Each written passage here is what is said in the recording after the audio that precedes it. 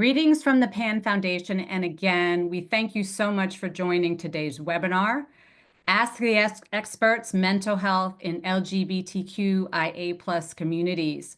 And we truly appreciate you taking the time out of your day. This is such an important topic. With the challenges, division, and stress we face each day, there really has never been a more critical time to have this conversation. And today, we're creating a safe space to do just that, to engage in meaningful discussion. My name is Kim Bache, and I am the Chief Impact Officer at the Patient Access Network Foundation. And on behalf of PAN, as we're commonly known, I am so pleased to present what promises to be a most informative and supporting webinar today. Now, for some of you, this may be the first time that you've heard about PAN, so I'm going to take a second or two to tell you about who we are. PAN is a charitable foundation and healthcare advocacy organization that's dedicated to accelerating access to medications and treatment for those who need it the most. We provide critical financial assistance for medications, treatments, and transportation. We advocate for policy solutions that expand access to care, and we deliver education on complex topics like our conversation today around mental health. And since 2004, we have helped more than 1 million underinsured patients, and over the years provided more than $4 billion to cover out-of-pocket expenses. And we continue to tirelessly advocate for improved access and affordability for all people. We invite you to go to our website at panfoundation.org to learn more. Now, let's jump into the webinar, but before we begin, I want to mention a few housekeeping items. First, for your convenience and reference later, this webinar is being recorded and it will be available on our website. Next, I want to thank you for all of your thoughtful questions you submitted during your registration.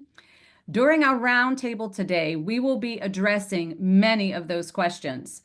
And unlike our previous webinars, we've asked for questions during registration in order to best ensure that we're tailoring the conversation to the topics that you care about. Therefore, there will not be a Q&A or a chat feature available during today's webinar. And finally, all the content information for our speakers and the resources we discuss will be provided at the end of the presentation. I'd now like to turn it over to our moderator today, Dr. Dustin Nowaskie, President and Chief Medical Officer for OutCare Health. Dr. Dustin, as we finally call them, is a queer, non-binary psychiatrist and founder and president of the international nonprofit LGBTQ+ health equity organization, OutCare Health. Dr. Nowaskie's clinical and philanthropic work has led to several national accolades, presentations, publications, and certainly awards. Their ultimate goal is to be able to transform their might into a powerful unicorn of social and public health change for LGBTQ+ people. Dr. Nowaskie, thank you so much for joining us today. Thank you, Kim, for that warm introduction. I think you did my whole introduction for me, but I appreciate that. So welcome, everyone. Good day, good afternoon for all of you on the East Coast and listening and tuning in. As Kim said, I'm Dr. Dustin. I'm a non-binary psychiatrist here in Los Angeles, California, and I'm also the president and chief medical officer of OutCare Health. For those of you new to OutCare Health, we are a leading nonprofit LGBTQ+ health equity organization. We have a lot of missions, including empowering LGBTQ+ people with comprehensive information, resources, education. We have the largest affirming provider directory in the world, and especially with mentorship and care navigation. Our ultimate vision is to create a world where every LGBTQ+ person has access to quality healthcare and they feel empowered to live their healthiest, most authentic life. But first and foremost, I want to thank everyone for their attention and time today, whether it's live or it's watching this recording. I want to acknowledge that and welcome that all of us have unique identities and backgrounds and lived experiences, and we want this to be a safe, affirming space as much as possible. I have the honor of sharing this time and space with three amazing individuals and panelists that you see on this slide today, and I will let them introduce themselves briefly before we jump in. Dr. Caitlin Ryan, take it away.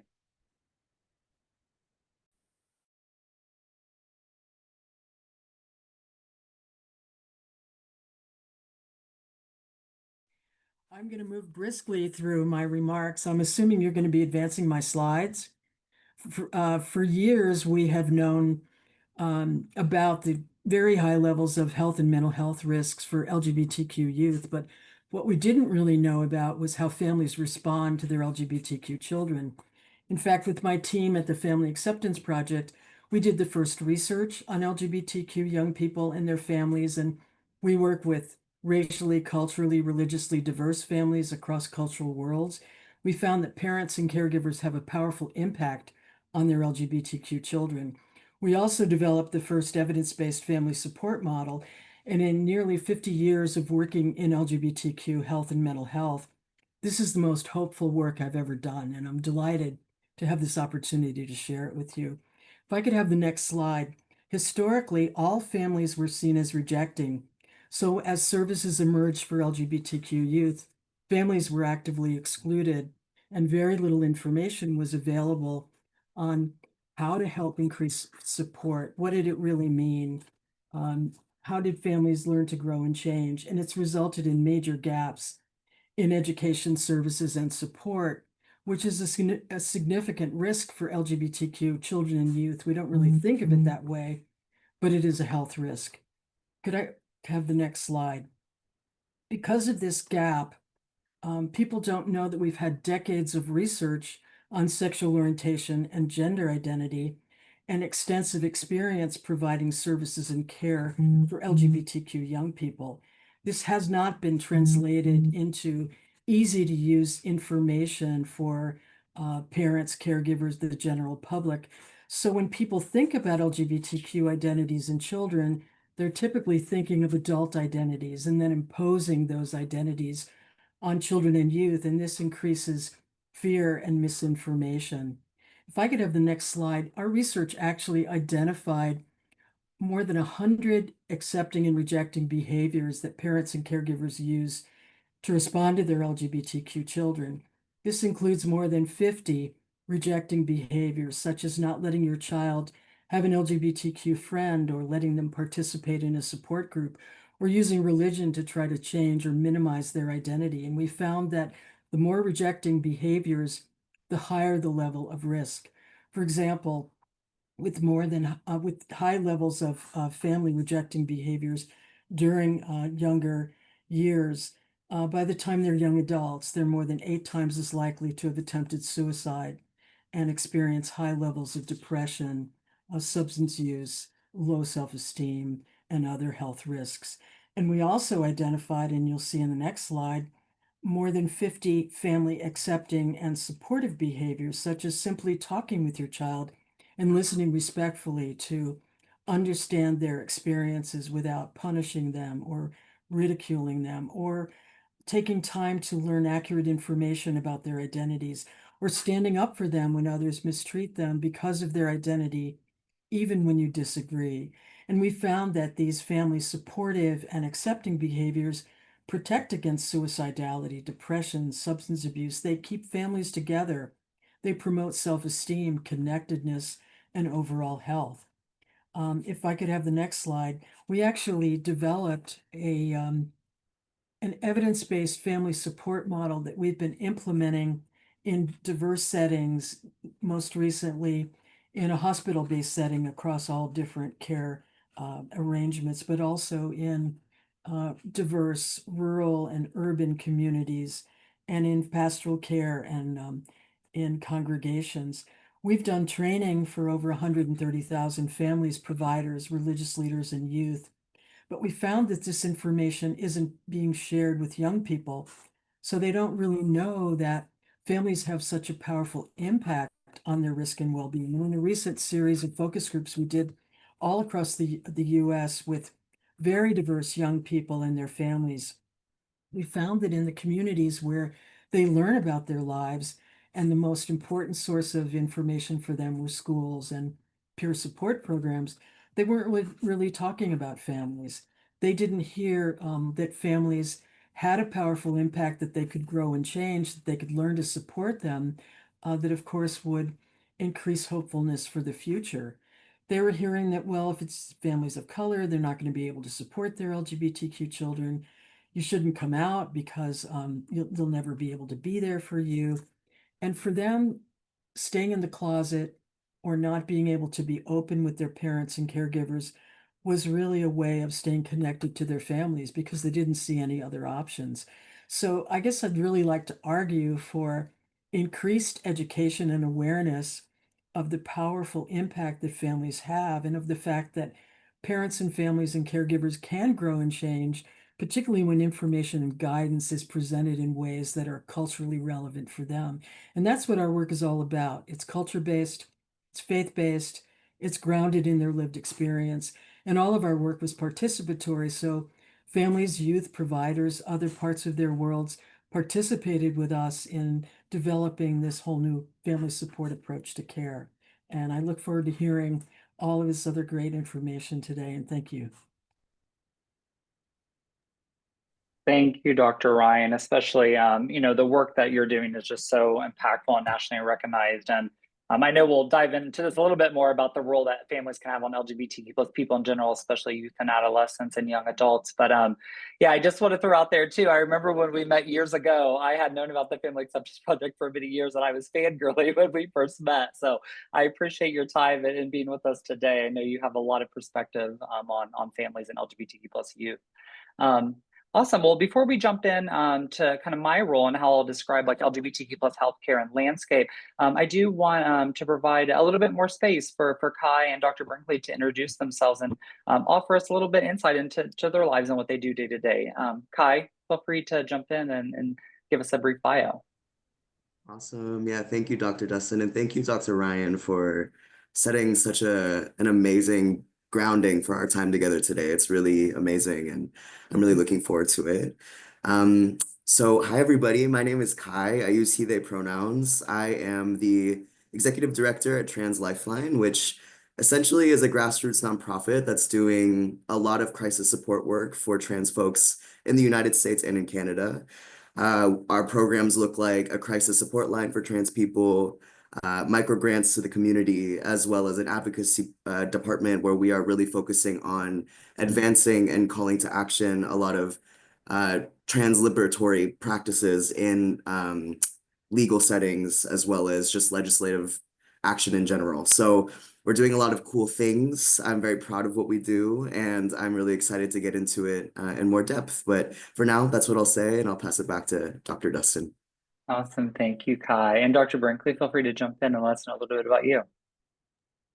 Awesome. Hi, everyone. And thank you again, Dustin. Thank you, Kai. And thank you, Dr. Ryan. That was such an informative introduction. My name is Matthew Brinkley. I use he, they pronouns. I work at University of Southern California. I work in their counseling center, specifically in the LGBTQ student center. I also have a private practice where I see other clients focusing on queer and folks of color mental health. A lot of my work is centered around the fact that, as Dr. Ryan was saying, a lot of queer folks, LGBTQ folks, do not have many resources as other folks given in the world. And oftentimes we as a population do need other folks that look like us, that have similar experiences to us, to make sure that we are the ones also offering support, because they may not ever have that space ever, depending on where you live around the world. And so I'm so happy and humbled to be with this amazing panel, and I cannot wait to inform you all about the different ways to really help and support LGBTQ folks in the world. So thank you, and Dr. Dustin, back to you. Thank you. And I think we'll have the slides up so that we can kind of move along. I want to make sure that we're saving enough time for all of our panelists to provide their insights. And so I want to preface that I've been tasked with describing the current LGBTQ plus landscape, which is pretty complicated and complex. I want to acknowledge that several points I'm about to discuss may be dismal and they may be triggering. And while I'm about to present what is unfortunate reality for LGBTQ plus people, I want to prioritize that we will wrap up the discussion with hope and action for a better future in the world. I'm a realist, but I'm also an optimist. So I hope that we can end with hope at the end of our discussion today. But as you see here on this slide, there's a lot of complexity when we think about healthcare in general, especially for LGBTQ+ people. Healthcare systems present very significant systemic challenges for LGBTQ+ people.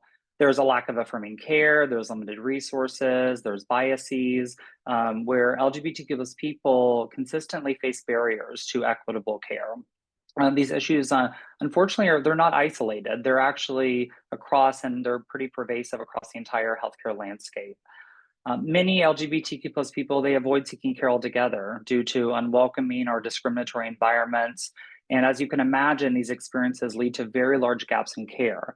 We see LGBTQ+ people utilize emergency medicine departments and ERs at a higher rate, and unfortunately develop preventable chronic conditions.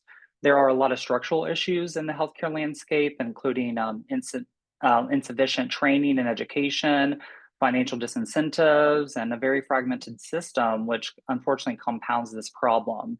And it leaves many, many healthcare staff and providers unprepared to deliver affirming care for LGBTQ+ people.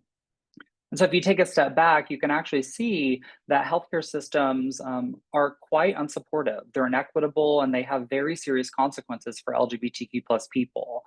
These gaps, unfortunately, they do translate into high rates of physical and mental health conditions, greater reliance on emergency services, higher rates of suicidality. And these disparities, they unfortunately reflect that the healthcare system is inadequate in supporting the needs of LGBTQ+ people. And so really, we need to think about this from an individual perspective of what we can do as individuals, but also as a systemic perspective of what can we take back to our work environments and our employers to make sure that there's systemic reform that's not just necessary, but it's urgent now more than ever. Next slide, please. And so what a lot of people don't realize is that LGBTQ+ disparities have been around for decades. And if you look at the numbers, actually, those numbers haven't changed, unfortunately. Despite social and political advancement over the past 30, 40, 50 years, we see that healthcare disparities are here to stay. And the question has always been, well, why do LGBTQ+ people have health disparities? And we can think about it from a lot of perspectives, but the main concept that we think about is called minority stress. It provides us this framework to understand why disparities exist for people with marginalized identities. Now, I don't want this to be an academic exercise by any means, but I think that there are some points that we can take from this, whether we're in healthcare or not, to really understand how to best support LGBTQ+ people. And I also want to give acknowledgement to why we even talk about minority stress in the way that we do. And it's because that concept was first introduced by someone named Wynne Kelly Brooks in their book, Minority Stress and Lesbian Women. And this was back in the 80s, the early 80s, that this was introduced. But it wasn't until later in the 1990s and 2000s that it was popularized by Elon Meyer. And essentially what this theory, or reality rather, highlights is that people with marginalized identities, they face very chronic, socially constructed stressors that are very unique to that group. So these stressors exist in the lives of people with marginalized identity that people without those identities, they don't have to face. So examples of stressors can include things like prejudice or discrimination or microaggressions or overt oppression from a system. So specifically for LGBTQ+ people, minority stress often involves experiences like misgendering, dead naming, rejection, or lack of access to affirming care. And as you can imagine, these stressors, because they're very pervasive and they last, unfortunately, for LGBTQ people's lifetimes, they lead to internal and external responses in our bodies and our systems, which then manifest at very high rates of physical and mental health conditions. Now, this was popularized in the 90s and 2000s, and it wasn't until the 2010s that two individuals, Michael Hendricks and Ryan Testa, introduced the concept of gender minority stress. And that was really acknowledgement that gender diverse people, so people who identify as trans, non-binary, and with many, many additional identities of gender diversity have even additional barriers to care. They face societal rejection of their identity, they have barriers, systemic barriers, and they have societal and political discrimination that a lot of people who are sexually diverse do not, and especially people who are cisgender and heterosexual. Next slide, please. And so taking this a step further, minority stress is really focusing on someone's sexual orientation, gender identity, but as I'm sure all of us know, people are very complex beings, right? And we have a lot of identities, including sexual orientation, gender identity, but many, many more identities, such as faith, religion, race, ethnicity. And so we can also think about this from an intersectional lens. And intersectionality, again, I don't want this to be an academic exercise, but there's some points that we can take from this. It's really a great tool. It's a framework. As acknowledgement, it was coined by Kimberly Crenshaw in the late 80s, in 1989, actually, and it was rooted in Black feminist thought. And this reality is really trying to explain that identities and experiences of who we are as people are on a spectrum of privilege and disadvantage. And they're not simply additive, but they're actually interdependent and they relate to one another. And so the way that we can think about this is that we all have multiple facets of our identity. So sexual orientation, gender identity, race, ethnicity, age, ability, body size, socioeconomic status, religion, faith, even our geographic location. There's many parts of who we are as beings. And all of these identities, they create the unique experience of who we are personally. So for example, a trans person of color may face some distinct challenges that cannot necessarily be understood by just their race or just their identity, but it's the combination of both of those things of why they're experiencing what they are. And so the way that we can think about this is not really isolating someone based on one attribute of themselves, but really thinking holistically of who we are on a spectrum of multiple identities and how someone can experience discrimination or microaggressions and privilege. This is a very, very challenging exercise because with healthcare, us as humans are pretty complicated. I'm a psychiatrist, and there are many, many situations where like, I don't even really know what's going on here. And so it's hard to understand the experience. And we'll talk more about how we can be vulnerable and create open dialogue to really get at this idea of intersectionality. And something else to think about is that these things are not static. They're very fluid and they can change over time, and they can even change across context. And so while intersectionality is a great framework, we have to take a step back and realize that it's quite complicated and it can change over time. And therefore having this continuous dialogue of what is going on in the moment and then what will happen potentially in the future is a great exercise so that we can understand this complexity and the layered experience when we're thinking about people and communities. Okay, next slide. And unfortunately, stigmas against LGBTQ plus people, they're pervasive, as I mentioned. They exist across all areas of life, unfortunately. Stigma manifests in interpersonal, institutional, community, policy contexts. All of these can create barriers to safety and well-being. We see stigma play out in education, in the workforce, and occupations, housing, healthcare, law enforcement, military, faith-based institutions.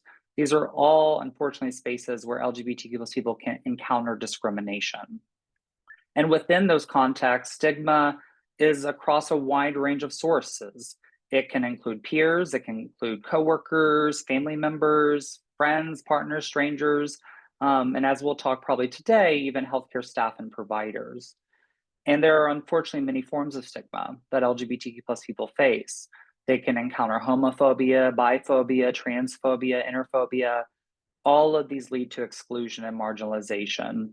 And it is this widespread, pervasive stigma that really challenges us that we need to be more proactive in our efforts to create affirming spaces as much as we can at all seconds of our life. Okay, next slide, please. And as you see here, the numbers are quite striking, and unfortunately, they're very dismal. LGBTQ plus people face very profound systemic discrimination. Stigmas are heavily embedded in our society. Over half of LGBTQ plus people experience social marginalization, such as rejection from families, as Dr. Ryan mentioned, mistreatment in schools, abuse, trauma, unemployment, financial instability. mistreatment by law officers and enforcement. And all of this compounds and creates a very challenging day-to-day experience for LGBTQ plus people. But healthcare is not excluded. Stigma is just as prevalent, unfortunately. And we see that the data shows that over a fourth, or about 25% of LGBTQ plus patients experience some level of discrimination in healthcare. Many experience stigma from staff, from providers. Some of them have been refused care outright. And in some instances, which we'll see, they've experienced direct trauma and abuse during medical interactions. And something to also note is a political context. Anti-LGBTQ plus legislation has been increasing at an alarming rate, with over 500 bills and bans proposed annually over the last 3 years. Yesterday, I checked the ACLU, which tracks the anti-LGBT plus legislation from year to year, and it was very disheartening to see that there have been over 500 bills proposed this year alone, and we're only halfway in the year. Of all of those bills, a big proportion are related to healthcare. And what we've seen from year to year is that over 100 of them target healthcare. Specifically, and almost always, it's impacting and restricting access to gender affirming care, especially for youth, adolescents, and people under the age of 18. Unfortunately, these bans, they do not harm just health outcomes. They worsen stigma, they worsen lack of safety, they push many people to consider many life changes. And some of the data that we have suggests that there are shifts in our culture here in this country. Many people, LGBTQ plus and not, people who are cisgender heterosexual that have LGBTQ plus family members and partners and friends, are shifting the way that they view and interact and feel safe in this country. They are moving to different states, they're changing jobs, and for many people, they're actually leaving this country altogether because of the anti-LGBTQ plus legislation that has been year over year. Next slide. And I'm going to present some very striking numbers for you, and I'm just going to go quickly in the interest of time here, but we will see over and over the same pattern. LGBTQ plus communities, they experience very high rates of stigma, distrust, and dissatisfaction. The data you see here is an OutCare study that we did a couple of years ago, and we found that there are high rates of gaslighting. Nearly half of LGBTQ plus people, compared to only 1/4 of cisgender heterosexual people, have reported medical gaslighting from their providers and staff. Even more striking is that there are high rates of medical-related trauma. We see about 1/5 of LGBTQ plus people reporting trauma from their healthcare providers. And as you can imagine, this is a pervasive amount of distrust, and it extends across the entire healthcare system, and it leads to a lot of fear and distrust of the healthcare system. And we see very, very high levels of distrust across primary care doctors, medical specialists, pharmaceutical companies, insurance companies, and the system overall. Next slide. And unfortunately, these are very systemic challenges. They lead to profound consequences. Many LGBTQ plus people are reporting high significant burdens when navigating their care. The numbers you see here from another OutCare study that we did a couple of years ago. And as you see, high rates of burdens of financial challenges to difficulties with transportation and scheduling and accessing medication. These barriers, they're very real. They're systemic. They've been here for quite some time, and they're not changing. It impacts someone's ability to find appropriate care.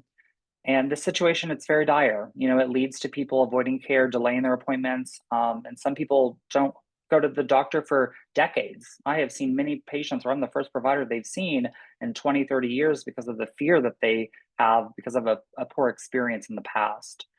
And as I mentioned earlier, all of this compounds and it leads to very, very high rates of physical and mental health conditions. Essentially, all mental health conditions are at a higher rate for LGBTQ plus people, such as depression, anxiety, PTSD, eating disorders, suicidality, substance use. And that rate is quite high. It's often 2 to 4 times the rate of the general population. And in some instances, it's even higher. Okay, next slide. And so I just want to take a pause. I know I went through that information very, very quickly. I know it was a lot of repetition. And I do that purposely because I find that sometimes numbers, we've extracted, emotion when we present numbers rather than the actual lived experience of what is occurring millions of times over across this country for LGBTQ plus people. and this is a lot of heavy information. I've been doing LGBTQ plus work now for 10 years. I've been out even longer than that. And every time I see these data points which tell the same narrative, it's very disheartening to think about, and it's very sad to read it over and over and over again. And because of that reality, all of us have a role to support LGBTQ plus people, whether we are LGBTQ plus identifying or not. And so with that, I want to open up a conversation to our wonderful panelists. I appreciate their dedication and their time today to provide us their valuable insight and their lived experiences. And as Kim mentioned prior to our discussion, we received a lot of great questions. Thank you everyone who submitted questions. Based on those questions, we realized that there were a lot of similarities. And so we wanted to start with high-level questions, as you see here on the slide, and kind of open up this dialogue of hope and action and what we can do given the LGBTQ plus healthcare landscape that I just discussed. And so I want to open this up to our panelists. You know, I often hear from LGBTQ plus people, but also allies, right? How do we talk about mental health? You know, I guess that's a general question, right? How do you talk about mental health in general? But also, how do we talk about mental health for LGBTQ plus people, given that there are a lot of considerations, right? There's a lot of things that we have to think about, whether you're a provider or not. And with that, how can we support LGBTQ plus people in the best way that we can for their mental health? Like, how do we think about all of these interplays of identity and background and lived experience? It's a complicated question, but I'd love to hear from all of you on, you know, when you're talking about mental health in general for LGBTQ people, where do you start and what do you dive into? And feel free to jump in. I'm not someone who picks on people, so feel free to jump in if you feel comfortable. Yeah, I'll definitely jump in. I think it's a really great question and figuring out how to talk about mental health with LGBTQ folks. And I think one of the first things is leading with curiosity as opposed to leading with what you think you already know.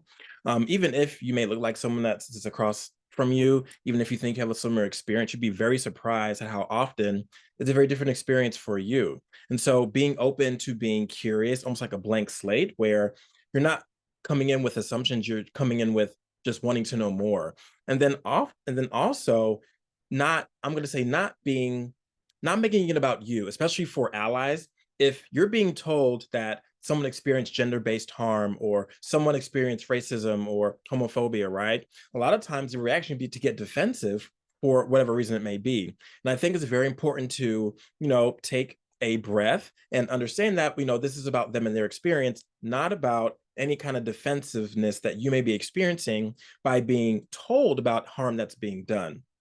And then lastly, acknowledging the pain and suffering that LGBTQ folks experience, right?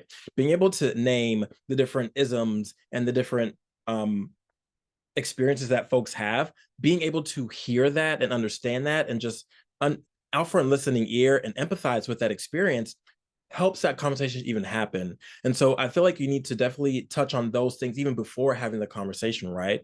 Of making it a safe space in order for folks to have the space to have these discussions. So I definitely say those are some really key elements in being able to talk about mental health with LGBTQ folks. Yeah, thank you, Dr. Brinkley. Yeah, I always tell people, I need to coin this, but I tell people, you know, I try to live my life, but also as a provider by 3 pillars. And it's really, you know, starting with active listening, right?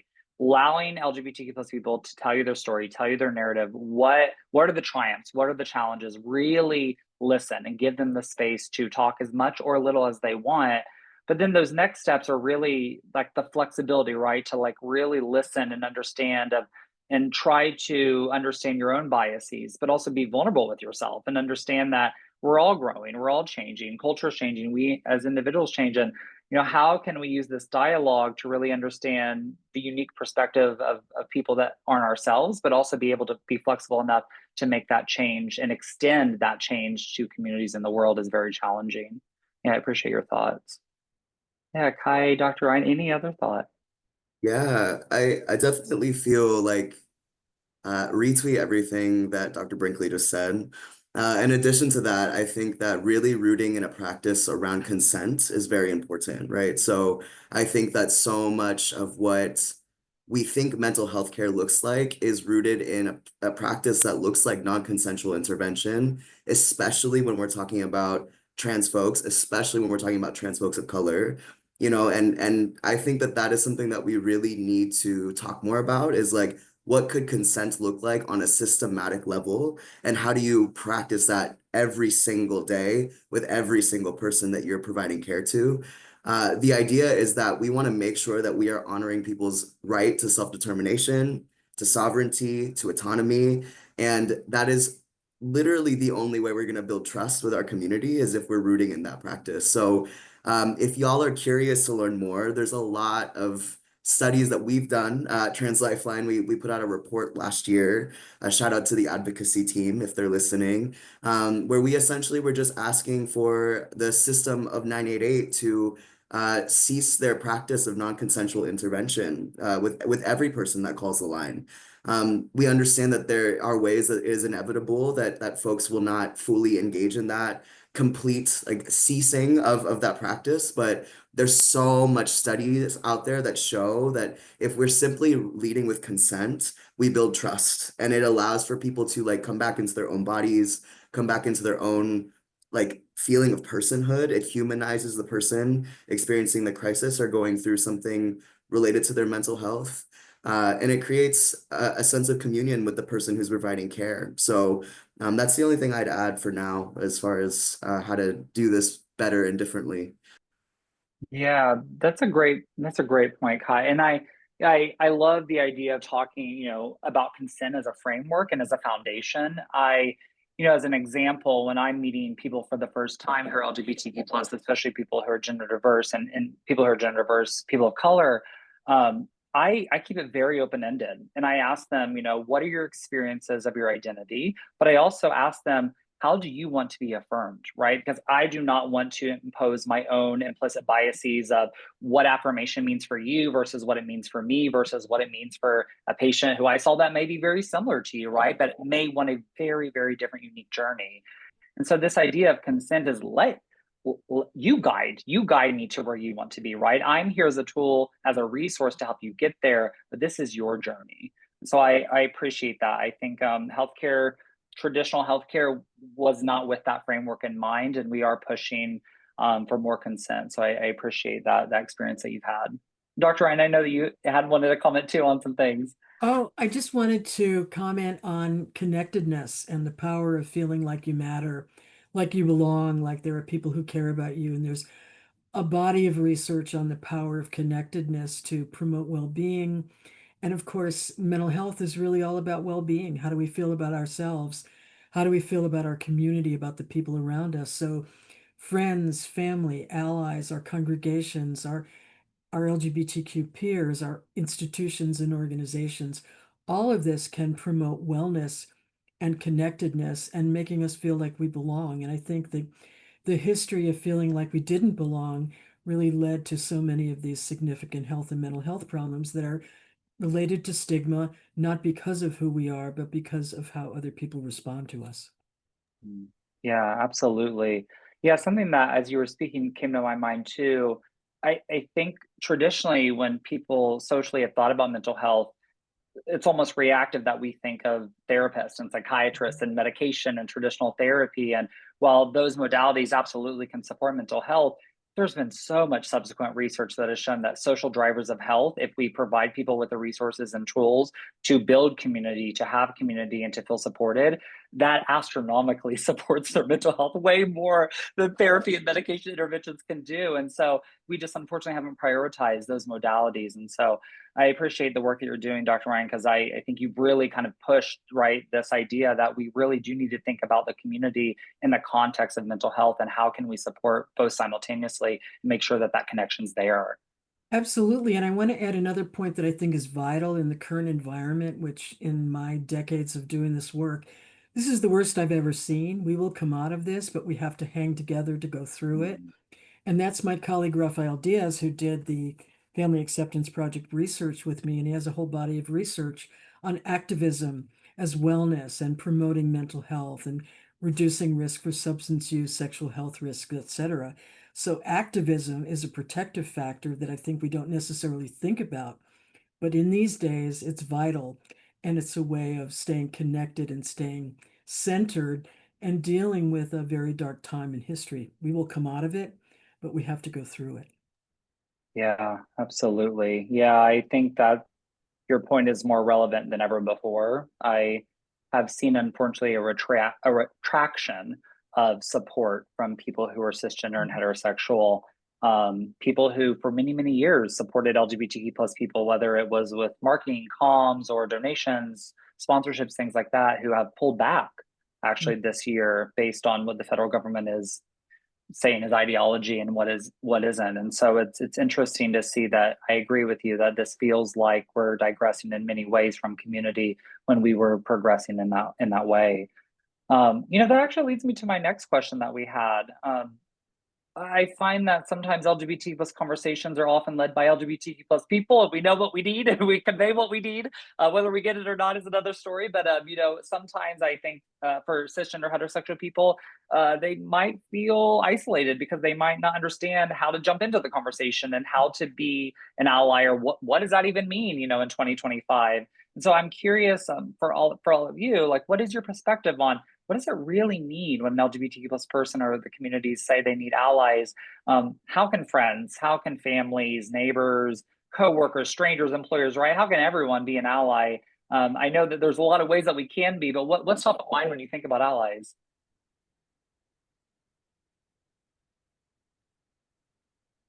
I think it's learning about who we are, asking. The first thing you always do, and I'm thinking of Dr. Brinkley's points about reaching out and learning.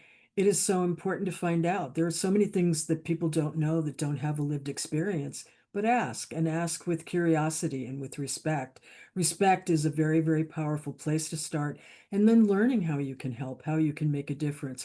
One of my, I think, outcomes of living long in the world is that we go through times where we learn from what happens around us. And one of the most powerful lessons I think that we're getting now is the profound need for humanity and being able to affirm each other and be there for each other and care for those among us who are marginalized and pushed out and who don't have a place to belong. I think that there will be an ascendancy of moral values again when we come out of this very, very difficult time, because they are being set aside at such a rapid pace. It's making heads spin. But our basic humanity is what being an ally is all about. Allyship is no different than being a good friend. Yeah, I can't agree more. Yeah, Kai, Dr. Brinkley, any thoughts on allyship? Yeah, I think a few things come to mind. And Dr. Ryan, I love this framing of it being like, how would you be a good friend and leading from that space, right? And I think something I do, I do a lot of like pronouns trainings in different spaces, and something I always really, really invite people to think about is, would you say something if I were misgendered and I left the room? Would you still show up, and would you still say something? Would you still interrupt? And that is, I think, an embodied way of being an ally, right? Is like doing the hard thing, even if nobody's watching, that benefits from you doing that hard thing, right? Like, and I think that is a really important framework to move from when we think about that. I also think about, I have the blessing of being in so much organizing space with other QT BIPOC folks, and so many folks are saying like this idea that like allyship is a given name, not something you give yourself, right? So like this idea of really like embodying what it looks like to show up for other humans and like having them tell you they're a safe space, and I think that is like really a beautiful thing, right? And so I would just encourage folks like to sit with that question if that resonates. Would you interrupt if that person wasn't in the room? And if you would, that's pretty cool. And if you wouldn't, that's okay, but let's get there, because we need y'all like really badly right now. Mhm. Right. And that's exactly what I was going to say, Kai. Truly showing up for people when they're not in the room, right?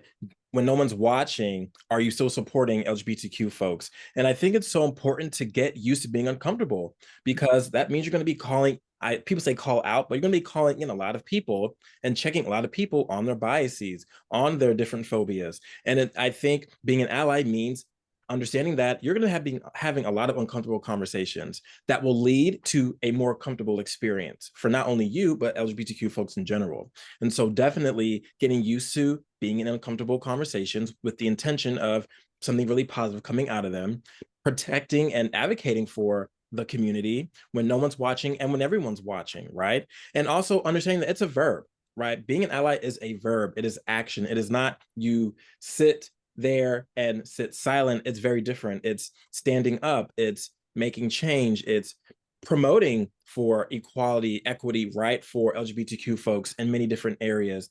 And so I would say all of those things truly embody what an ally is. And then also, once again, understanding that you don't know everything, you know, and you will need to continue learning over and over and over. And also to say that, you know, it's interesting, we talk about pronouns, right? You might hear, oh, it's so hard to get used to, but if someone gets married, they change their last name, we shift to that immediately. So it's actually not hard, right? It's very easy, and it takes practice, and giving yourself grace in that practice, once again, will allow you to show up better for others. So all those things jumbled together, I would say, in addition to what everyone else said, is definitely ways to be an even better ally for LGBTQ folks.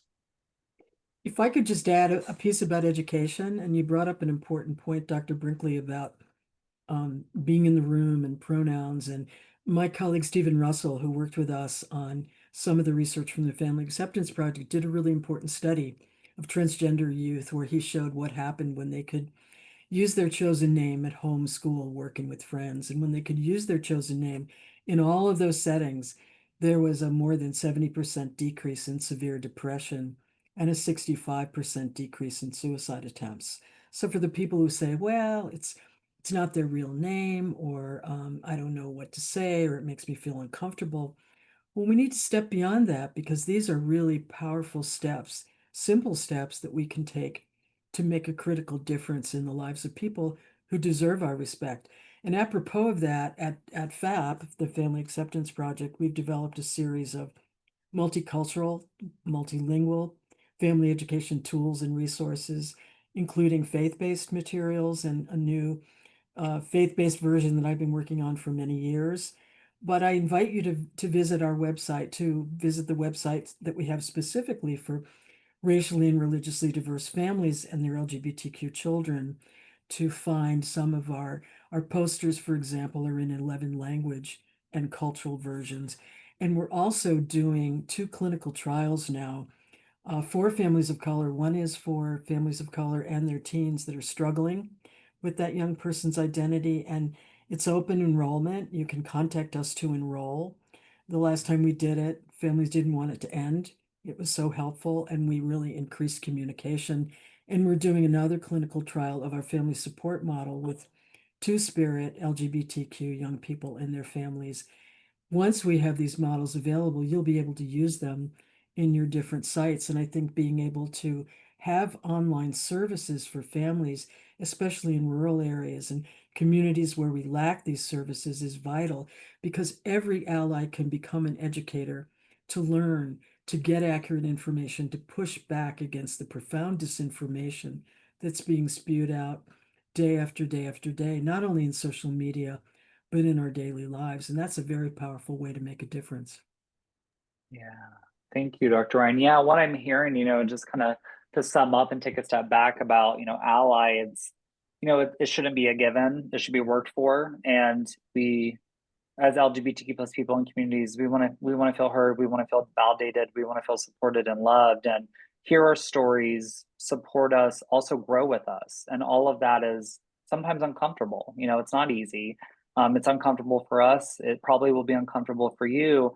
But that understanding of uncomfortability and vulnerability can go a long way. And actually, we can feel more aligned than we are currently. I have another question before I go into my last question, which will be more about hope. But and I know this is a very, very big question, but I'm just kind of thinking more than ever when we talk about gender affirming care.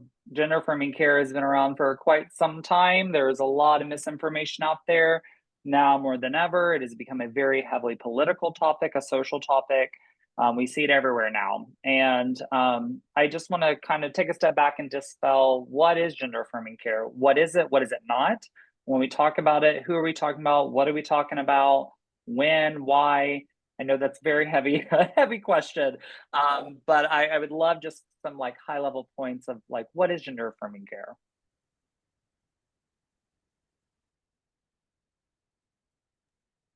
Again, yeah, I'll start us off. I think something I like to say a lot, especially when we're talking about young people, because I think that's where this conversation gets maybe unnecessarily polarizing, right? And so I think when folks hear gender affirming care, they immediately go towards like HRT or like just hormone replacement therapy or gender affirming hormone therapy, right? As like an example of gender affirming care.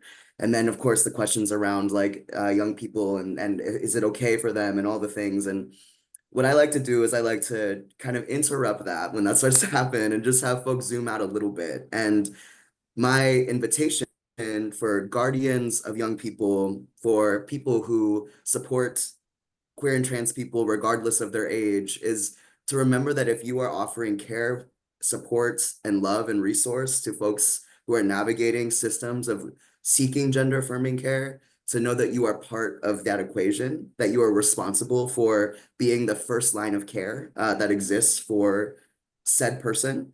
And so sometimes all that looks like is simply acknowledging that they deserve the care that they deserve, right? That can start at like a deeply communal level, and that like the sort of medical conversations that come from that can happen once we start with like the love and care and presence and affirmation and validation of a person's identity. That is like the root of gender affirming care. And I think that we get very heady and intellectual before we really just think about like what it means at its core. And so my invitation to folks is to always be like, are you providing gender affirming care? Like, are you loving and caring and supporting that person in a way that you would be proud of? And would you call that gender affirming care as like the first question, right? And then we can get into the other things, but that feels like the starting ground for me, at least. Another quick point to add to the what is gender affirming care is honestly, it's really unlearning that some of the things you were taught may in the present day be very harmful for folks that are gender expansive, for trans, non-binary and gender expansive folks, right? It's understanding that we may need to unlearn a couple of things. We may need to make shifts and make pivots on these many old teachings that we have had, because maybe now we have learned so many new things and we have learned that those same teachings are now causing harm. And so stepping away from things we have been taught and being open to learning new things and having new ways of thinking. So I think that's also a big piece of what Kai is speaking of, is unlearning a lot of these old ways that are very harmful to folks in the present and have been harmful for folks for many years. Yeah, I can't agree more. When I think about gender affirming care, Kai, I'm like you. I kind of take it all away, zone out, and think, what am I trying to accomplish as a person, as a human, as a provider? And it's unconditional support and love at the end of the day is how I think about it. And that's unique for everyone. Okay. Well, gosh, we could talk about this for weeks, I'm sure, but I did want to leave with one last question. And it's really, what is your hope for the future? Whether that's tomorrow, next week, next year, 10 years. If you envision a future for LGBTQ plus people and communities, what's your hope?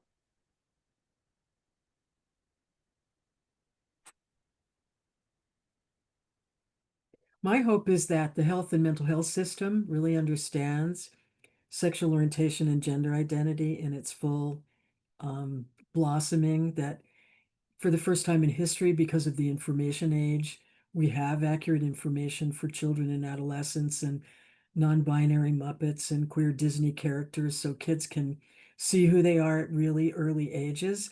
But now we need to put the family systems in place, because that's the potting soil or the holding environment that keeps those kids sustained and supported until they're able to do that for themselves. And if families make a profound difference, but as systems of care, in particular mental health systems, social service systems, we have to provide the training and guidance for all of those providers to be able to help diverse parents and caregivers learn to nurture these LGBTQ children. We'd be fine on our own if we had supportive, affirming families and caregivers to start, and of course, school systems and social service systems and community systems. We have to have those welcoming and affirming environments. And that's my hope for the future. And we're all part of building that, each one of us individually. And all of the folks who've signed on to come and, participate in this hour with us today. going out there, helping in all the different ways that we can to build those safe, welcoming, and affirming spaces. And I'll just say that, my hope is that folks that are LGBTQ folks, especially LGBTQ folks of color, that we don't have to choose parts of ourselves to be safe, secure, and loved, that as a whole being, we are loved and supported and respected. So I just hope that we are able to show up more in our authentic selves. And I hope the world allows folks and understands that folks deserve to show up as their authentic selves. Yeah, and I think I'll just add that I am dreaming and building a world where queer and trans people get to grow old, and where we get to have like really beautiful, abundant lives. Yeah, thank you all so much. I mean, I think those messages are so powerful, and yeah, how I think about hope, I envision a world where no matter where I go or any LGBTQ person walks this world, whether it's a hospital, it's in a restaurant, it's a hotel, it's in this country, in any country, where every step of our lives we can live in authenticity, but also without fear, and that we are integrated in society just like everyone else, and so that we do not have to constantly talk about our identities and the challenges that we have, and really we can live in a safe world. And I think ultimately when I think about hope, I think about safety, and unfortunately we have some of those spaces, but it is not universal. So I appreciate all of you today and your vulnerability. I think there's a lot of powerful messages that our audience can take today. And with that, I know that we are talking about a lot of challenges and things that have a lot of gaps in them still. And so we want to make sure that you all are aware of many wonderful, wonderful national resources that exist in this country. Whether you are a parent or a loved one or a family or a peer, or you just want to do the right thing for people in the world, please be acquainted with these resources. They are accessible. They've been, many of them have been around for many, many years, if not decades, and they're doing wonderful, tremendous amounts of work. Please tap into these resources, reach out to them, utilize the support they're delivering, and support them as well. By no means is this a comprehensive list, but it is a lot of the resources that come top of mind when I'm helping LGBTQ plus people in communities. And as Dr. Ryan said, they're doing tremendous, tremendous amounts of work. So I have to give a huge shout out to the Family Acceptance Project and everything that they do on a national level and an international level as well. And just for key takeaways, there are a lot of things to consider when we're talking about LGBTQ plus mental health. We know that there are very high rates of mental health conditions, unfortunately. We also know that we talk about these things in the general sense, but we are not a monolith. LGBTQ plus experiences are very unique, diverse, and personal. Please do not make assumptions. Do not generalize. Open yourself up to talk to each individual person about their own unique experience. There's a lot of beauty and diversity and intersectionality across LGBTQ plus people and communities. And the best way that we can support one another is to build affirming, inclusive, and safe environments as much as possible. And I will leave this last thought to all of you, is that a lot of LGBTQ plus people, unfortunately, do not have anyone in life. And a lot of research has shown that if they had just one person in their life, a family member, a friend, a peer, someone who just acknowledged them, that can save a person's life. And so you may be the only person to create a welcoming, safe space for an LGBTQ plus person that day and in the future. So please take that with you as you navigate your own experience in the world. I appreciate all your time today. I hope you got something out of our webinar, and please stay in touch with us if you need us. Here's our contact information, and I hope you have a wonderful afternoon. Yeah, Dr. Dustin and panelists, thank you so much. I can't believe the hour has gone by so quickly. I mean, it's been sobering, but it's really been an extraordinary conversation. I really feel like it's like we just got the tip of the iceberg, sort of. We touched on that, but this was really, really powerful. I'm glad we ended on a message of hope, and really what you just said is truly something that I think we'll all take away. We want to thank our audience for joining us and, for spending your time with us today, whether it was in the afternoon or in the evening for some. We hope you gained some valuable insights and really that last slide with the actionable takeaways, but the takeaways throughout this entire discussion. As Dr. Dustin said, we encourage you to reach out to any of these speakers today. You'll be able to see the contact information. And as a reminder, we're going to email you with the slides, the resources, and with the actual recording. And we invite you to share what you have learned today with your family, with your friends, and anyone else that you think might benefit from this incredible conversation. Thank you all so much again, and have a wonderful rest of your day or evening. Until next time.